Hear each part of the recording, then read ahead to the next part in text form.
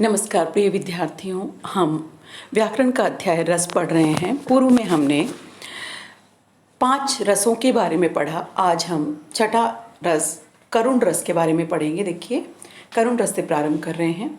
प्रियजन की पीड़ा, मृत्यु, वांछित वस्तु का न मिलना, अनिष्ट होना आदि से शोक भाव जो है परिपुष्ट होता है, तब वहाँ पे करुण रस होता है। उदाहरण है जैसे दुलारों में नित पाली हुई प्रेम की प्रतिभा वह प्यारी, खिलौना इस घर की वह थी सरला सुकुमारी। अरे कोई यह दीन पुकार, कहीं यदि सुनता हो कोई, मुझे दिखला दे मेरा प्राण, जगा दे फिर किस्मत सोई।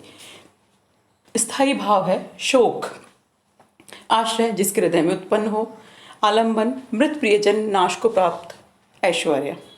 उद्दीपन है प्रिय केशव दर्शन, चिता जलाना, उसके संबंधित वस्तुएं रोते हुए बांधवों का दर्शन।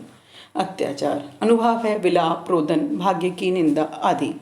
संचारी भाव मोह, ग्लानि, चिंता, विषाद आदि हैं। तो इस प्रकार करुण रस जो है वो रस रूप में परिणित होता है। अगला है विभत्स रस। विभत्स का जो स्थायी भाव होता है जुगुप्सा या घृणा। अत्यंत गंदे और घृणित दृश्य विभत्स रस की उत्पत्ति करते हैं। जब हम कोई ऐसा दृश्य देख लें जिसको देख करके हमें बहुत ही घृणा आती है, तो वहाँ बेटा विभत्स रस होता है। हाँ, जो गंदी घृणित वस्तुएं हैं उनके वर्णन से जब घृणा भाव पुष्ट होगा तो ये रस उत्पन्न होगा। जैसे हाथ में घाव थे 4, थी उनमें मवाद भरमार, मक्खी उन पर भिनक रही थी, कुछ पाने को टूट पड़ी थी, उसी हाथ से कोर उठाता, घृणा से मेरा मन भर जाता। स्थायी भाव जो है वो जुगुप्सा या घृणा है। आश्रय जिसके मन में घृणा हो। और आलंबन है घाव, मवाद, भिन भिनाती मक्खियाँ। उद्दीपन घाव, मवाद से युक्त हाथों से भोजन करना।